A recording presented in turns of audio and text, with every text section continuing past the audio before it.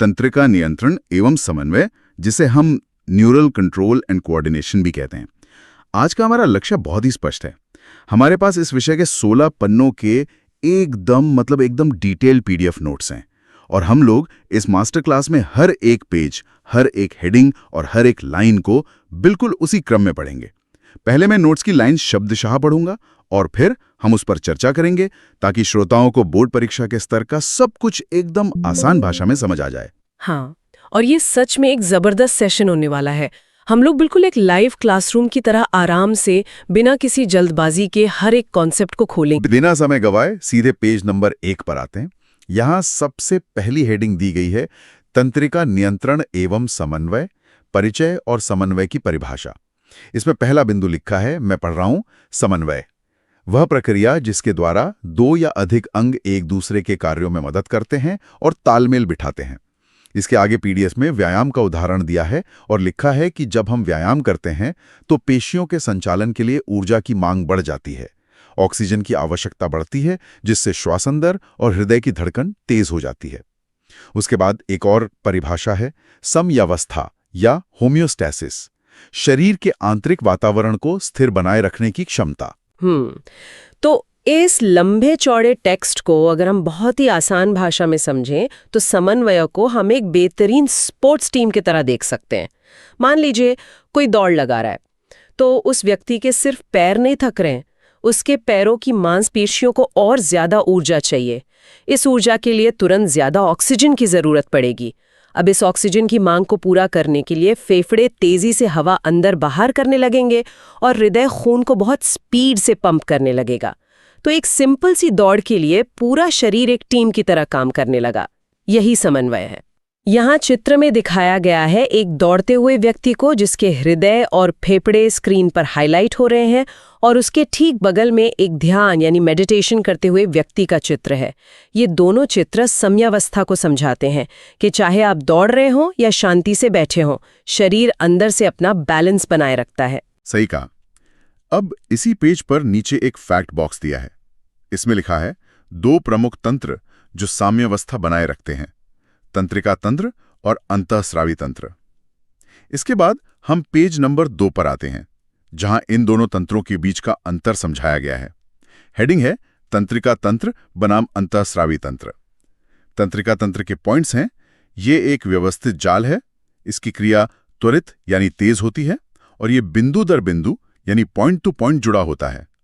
वहीं अंतःस्रावी तंत्र के पॉइंट्स हैं, ये हार्मोन के माध्यम से काम करता है, इसकी क्रिया रासायनिक और धीमी होती है लेकिन इसका प्रभाव व्यापक होता है।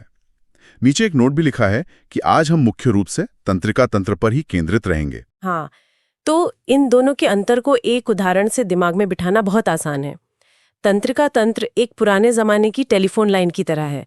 इसमें एक जगह से दूसरी जगह तक सीधा तार बिछा होता है। मैसेज बहुत तेज जाता है और सीधा उसी टारगेट पर जाता है जिसे आपने कॉल किया है। वहीं अंतःस्रावी तंत्र एक रेडियो ब्रॉडकास्ट की तरह है। इसमें कोई तार नहीं होता। ग्रंथियां हार्मोन्स को सीधे खून में छोड़ देती हैं। अब वो खून पूरे शरीर में घूमता है। ये थोड़ा धीमा जरूर है लेकिन इसका असर बहुत लंबे समय तक और पूरे शरीर पर होता है। यहाँ चित्र में दिखाया गया है, एक तरफ न्यूरॉन्स का एक आपस में जुड़ा हुआ लंबा जाल और दूसरी तरफ एक ग्रंथि से निकलते हुए छोटे छोटे हार्मोन्स जो रक्त वाहिका में जा रहे हैं। ये कंपैरिजन सच में दिमाग में बिल्कुल फिट हो जाता है। अब चलिए पीडीएफ के पेज नंबर 3 की तरफ बढ़ते हैं। यहाँ एक बड़ा सा फ्लो चार्ट बना हुआ है। इसकी हेडिंग है मानव तंत्रिका तंत्र का वर्गीकरण। फ्लो चार्ट में सबसे ऊपर मानव तंत्रिका तंत्र है जो 2 भागों में बढ़ता है, सेंट्रल नर्वस सिस्टम या सीएनएस और पेरिफेरल नर्वस सिस्टम या पीएनएस। फिर पीएनएस के 2 भाग बताए गए हैं, संवेदी या सेंसरी और चालक या मोटर। चालक के आगे 2 और भाग हैं, कायिक या सोमैटिक और स्वायत्ता या ऑटोनॉमिक। और अंत में स्वायत्ता तंत्र के 2 हिस्से हैं, अनुकंपी या सिंपैथेटिक और परानुकंपी या पैरासिम्पैथेटिक। देखिए, फ्लो चार्ट देखने में थोड़ा जटिल लग सकता है पर इसको एक बड़े ऑफिस की तरह समझना चाहिए। सीएनएस, जिसमें हमारा दिमाग और रीढ़ की हड्डी आती है, वो उस ऑफिस का बॉस है। सारे फैसले बॉस ही लेता है, लेकिन बॉस खुद चलकर हर जगह नहीं जाएगा, इसलिए उसने कर्मचारी रखे हैं जो पीएनएस है। अब इन कर्मचारियों में 2 तरह के लोग हैं। संवेदी कर्मचारी वो हैं जो बाहर की दुनिया से और शरीर के अंदर से इंफॉर्मेशन लाकर बॉस को देते हैं। और चालक कर्मचारी वो हैं जो बॉस का ऑर्डर वापस उन अंगों तक ले जाते हैं। मतलब मैसेज लेने वाले और मैसेज ले जाने वाले। बिल्कुल। अब जो चालाक कर्मचारी ऑर्डर ले जा रहे हैं वो दो तरह के डिपार्टमेंट में जाते हैं। एक डिपार्टमेंट वो है जो हमारी मर्जी से चलता है, जैसे हमारे हाथ और पैर की मांसपेशियां। इसे कायिक या सोमैटिक सिस्टम कहते हैं। पर एक बड़ा डिपार्टमेंट ऐसा भी है जहां हमारा कोई कंट्रोल नहीं है, जैसे दिल का धड़कना या खाने का पचना। इसे स्वायत्तता या ऑटोनॉमिक सिस्टम कहते हैं। और इस अनैच्छिक डिपार्टमेंट में भी दो इमरजेंसी स्विच है। जब कोई खतरा होता है तो अनुकंपी सिस्टम फाइट और फ्लाइट मोड ऑन कर देता है, और जब सब शांत होता है तो पारा अनुकंपी सिस्टम वापस शरीर को आराम के मोड में ले आता है। बहुत ही शानदार तरीके से ऑफिस का उदाहरण फिट बैठा है इस फ्लो चार्ट पर। अब हम पेज नंबर 4 पर आते हैं, जहां उस छोटी सी इकाई की बात की गई है जो इस पूरे सिस्टम को चलाती है। हेडिंग है न्यूरॉन, तंत्रिका तंत्र की इकाई। पीडीएफ में न्यूरॉन के 3 मुख्य भाग बताए गए हैं और उनकी परिभाषाएं बॉक्स में हैं। पहला है कोशिका काय या साइटॉन, जिसमें केंद्रक और निस्सल कण होते हैं। दूसरा है डुम्राक्ष या डेंड्राइट्स, जो छोटी शाखाएं हैं और आवेग को कोशिका काय की ओर लाती हैं। और तीसरा है तंत्रिकाक्ष या एक्सॉन, जो एक लंबा तंतु है जो आवेग को दूर ले जाता है और जिसके अंत में सिनेप्टिक पुतिकाएं होती हैं। इस न्यूरॉन को हम एक पेड़ की तरह विजुअलाइज कर सकते हैं। जो कोशिका काय है वो उस पेड़ का मुख्य तना है। इसके अंदर पेड़ का मेन कंट्रोल रूम यानी केंद्रक होता है। अब इस तने से बहुत सारी छोटी छोटी जड़ें निकल रही हैं, जिन्हें दुम्रांश या डेंड्राइट्स कहते हैं। इनका काम है आसपास से मैसेजेस को कैच करके तने तक लाना। फिर इस तने से एक बहुत लंबी शाखा या एक लंबा तार निकलता है, जिसे एक्सॉन कहते हैं। ये तार उस मैसेज को मेन बॉडी से आगे भेजता है। यहाँ चित्र में दिखाया गया है एक न्यूरॉन की पूरी संरचना। पूरा कोशिका काय बीच में दिख रहा है, जिसमें एक गोल केंद्रक है, उससे धागे जैसी रूट लाइक शाखाएं निकल रही हैं और एक बहुत लंबी पूंछ जैसी संरचना है जिसे एक्सॉन कहा गया है। एक्सॉन के बिल्कुल आखिरी सिरे पर छोटे छोटे गुब्बारे जैसे साइनेप्टिक पुटिकाएं दिखाई दे रही हैं। ये चित्र काफी क्लियर है। अब मैं पेज नंबर 5 पढ़ता हूं। यहां न्यूरॉन्स और एक्सॉन के प्रकार की हेडिंग है। ध्रुवों के आधार पर 2 प्रकार दिए हैं, बहुध्रुवीय या मल्टीपोलर, जिसमें एक एक्सॉन और कई डेंड्राइट्स होते हैं जो प्रमस्तिष्क वलकुट में मिलते हैं। दूसरा है द्विध्रुवीय या बाइपोलर, जिसमें एक एक्सॉन और एक डेंड्राइट होते हैं जो रेटिना में मिलते हैं। उसके नीचे आच्छाद के आधार पर भी 2 प्रकार हैं, आच्छादित या माइलिनेटेड, जिसमें श्वान कोशिकाएं माइलिन का आवरण बनाती हैं और बीच में रेनवियर के नोड होते हैं, और आच्छादहीन या नॉन माइलिनेटेड, जिसमें माइलिन नहीं होता। इसको समझना एग्जाम के लिए बहुत जरूरी है। ध्रुव या पोल का मतलब बस इतना है कि उस मेन कोशिका के से कितने हिस्से बाहर निकल रहे हैं। अगर बहुत सारे निकल रहे हैं तो बहुध्रुवीय। हमारा सोचने वाला दिमाग इससे भरा पड़ा है। और आंख के रेटिना में द्विध्रुवीय होते हैं, जिसमें सिर्फ 2 हिस्से निकलते हैं। अब आते हैं माइलिन शीट पर। ये बिल्कुल वैसी ही है जैसे हमारे घरों में बिजली के तांबे के तारों के ऊपर एक प्लास्टिक की कोटिंग होती है। ये माइलिन की कोटिंग मैसेज की स्पीड बढ़ाती है और उसे लीक होने से रोकती है। यहाँ चित्र में दिखाया गया है अलग अलग तरह के न्यूरॉन्स। एक चित्र में एक्सॉन के ऊपर सफेद रंग की कोटिंग साफ दिख रही है जो श्वान कोशिकाओं ने बनाई है, और जहां जहां ये कोटिंग नहीं है उस छोटे से गैप को रेनवियर के नोड के रूप में मार्क किया गया है। सही, तो स्ट्रक्चर तो समझ आ गया।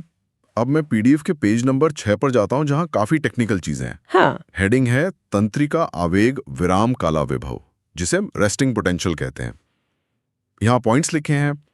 ध्रुवीय अवस्था, जब न्यूरॉन आराम कर रहा होता है। आयन वितरण, झिल्ली के बाहर Na+ यानी सोडियम ज्यादा होता है और अंदर K+ यानी पोटेशियम ज्यादा होता है। इस स्थिति को बनाए रखने के लिए सोडियम पोटेशियम पंप काम करता है, जो 3 Na+ को बाहर भेजता है और 2 K+ को अंदर लाता है। इसका परिणाम यह होता है कि बाहर धनात्मक यानी प्लस और अंदर ऋणात्मक यानी माइनस चार्ज बन जाता है। ये मतलब बायोलॉजी की एक बहुत ही खूबसूरत बात है। जब कोई न्यूरॉन कोई मैसेज नहीं भेज रहा होता, जब वो बिल्कुल आराम कर रहा होता है, तब भी वो अंदर ही अंदर एक बैटरी की तरह खुद को चार्ज कर रहा होता है। पंप लगातार 3 सोडियम बाहर फेंक रहा है और 2 पोटेशियम अंदर खींच रहा है। इसका असर ये होता है कि न्यूरॉन की सतह बाहर से पॉजिटिव और अंदर से नेगेटिव हो जाती है। ये एक चार्ज की हुई बैटरी है जो किसी भी वक्त मैसेज भेजने के लिए तैयार है। यहाँ चित्र में दिखाया गया है एक न्यूरॉन की झिल्ली जिसके बाहर की तरफ ढेर सारे धनात्मक या प्लस के निशान और अंदर की तरफ ऋणात्मक या माइनस के निशान है। अब पेज नंबर 7 पढ़ते हैं, जहां बैटरी इस्तेमाल होती है। हेडिंग है सक्रिय विभव आवेग की उत्पत्ति, यानी एक्शन पोटेंशियल। यहां फैक्ट बॉक्स में लिखा है उद्दीपन मिलने पर विद्रुवीकरण होता है, सोडियम चैनल्स खुल जाते हैं और Na+ तेजी से अंदर आता है। इससे ध्रुवता बदल जाती है और अंदर पॉजिटिव चार्ज हो जाता है। इस बदलाव को ही तंत्रिका आवेग कहते हैं। बिल्कुल, जैसे ही बाहर से कोई सिग्नल मिलता है, मान लीजिए हाथ पर किसी ने सुई चुभा दी, तो तुरंत उस जगह की न्यूरॉन के दरवाजे खुल जाते हैं। जो सोडियम बाहर जमा था वो अचानक से एकदम भीड़ की तरह अंदर भागता है। इससे बैटरी का चार्ज अचानक से पलट जाता है। अंदर जो पहले नेगेटिव था अब वो पॉजिटिव हो जाता है। यही वोल्टेज का अचानक से पलटना ही असल में करंट या आवेग है जो आगे बढ़ने वाला है। यहाँ चित्र में दिखाया गया है एक झिल्ली का हिस्सा जिसे साइट ए कहा गया है, जहाँ एक चैनल से ढेर सारे Na+ आयन अंदर की तरफ घुस रहे हैं और वहां का चार्ज बदल रहा है। और ये आगे कैसे बढ़ता है, ये पेज नंबर 8 पर लिखा है। हेडिंग है आवेग का संचरण और पुनः ध्रुवीकरण। पीडीएफ के पॉइंट्स हैं संचरण, आवेग बिंदु ए से बी की ओर आगे बढ़ता है। पुनः ध्रुवीकरण, आवेग आगे बढ़ते ही बिंदु ए पर Na+ का अंदर आना रुक जाता है और K+ तेजी से बाहर जाने लगता है ताकि झिल्ली वापस विराम स्थिति में आ सके। तो देखिए, करंट बंद तो गया पर उसको आगे सफर भी करना है, तो वो बिंदु ए से खिसककर बिंदु बी पर चला जाता है। लेकिन बिंदु ए ऐसे ही खराब स्थिति में नहीं छूट सकता, उसे तुरंत अगले मैसेज के लिए तैयार होना है। इसलिए जैसे ही करंट आगे निकलता है, बिंदु ए अपने आप को रीसेट करने लगता है। सोडियम को रोक दिया जाता है और पोटेशियम को बाहर निकाला जाता है ताकि वापस से पुरानी वाली आराम की स्थिति बन सके। यहाँ चित्र में दिखाया गया है एक लंबा एक्सॉन जिसमें करंट या आवेग एक तीर के निशान द्वारा बिंदु ए से बिंदु बी की ओर खिसकते हुए दिखाया गया है और ए के पीछे का हिस्सा वापस अपनी पुरानी स्थिति में लौट रहा है। करंट आगे बढ़ते हुए बिल्कुल सिरे पर पहुंच गया है और अब पेज नंबर 9 पर एक नया चैलेंज है। हेडिंग है सिनैप्स आवेगों का संचालन। यहां सिनैप्स की परिभाषा लिखी है कि ये 2 न्यूरॉन्स के बीच का संधि स्थल है। फैक्ट बॉक्स में 2 प्रकार हैं, विद्युत सिनैप्स और रासायनिक सिनैप्स।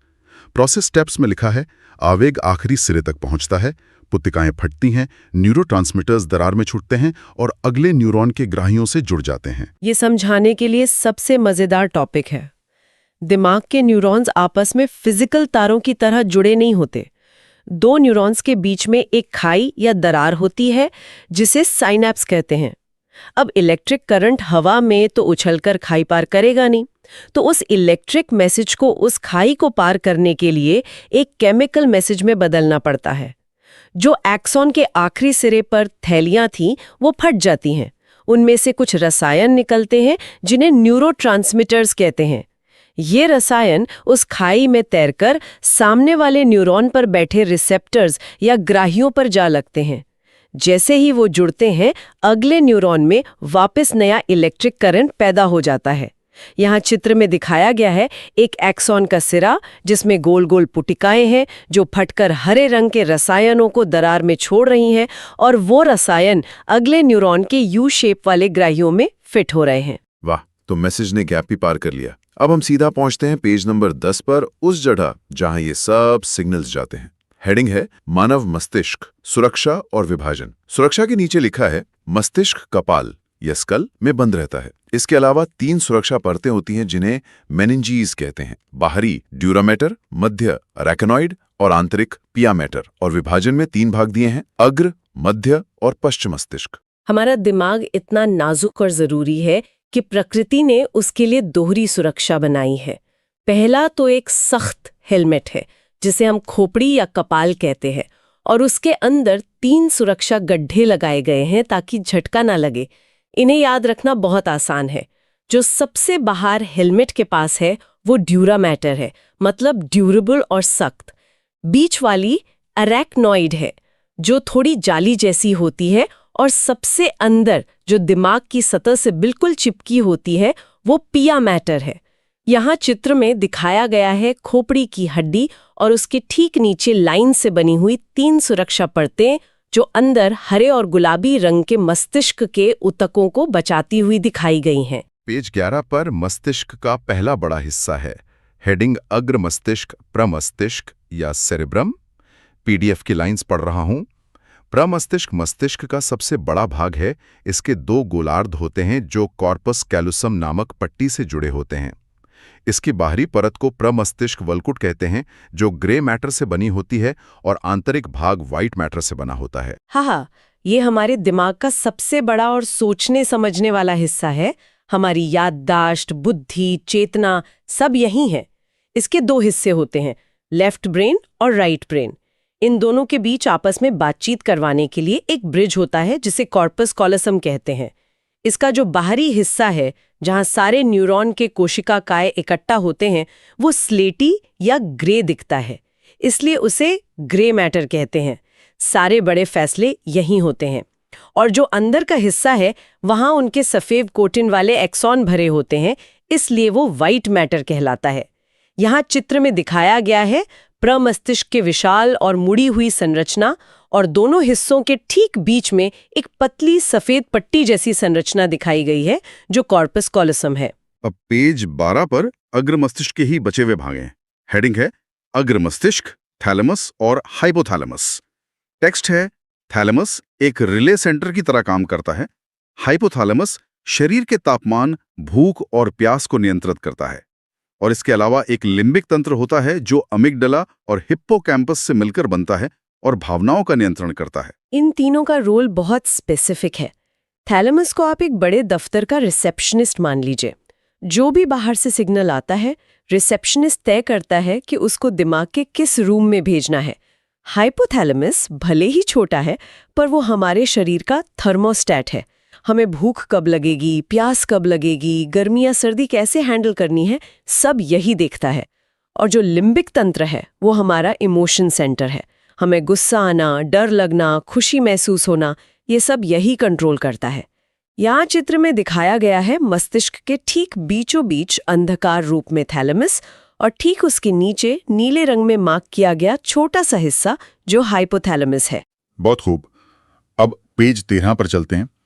हेडिंग मध्य और पश्चिम मस्तिष्क। पीडीएफ में मध्य मस्तिष्क के बारे में सिर्फ एक लाइन है।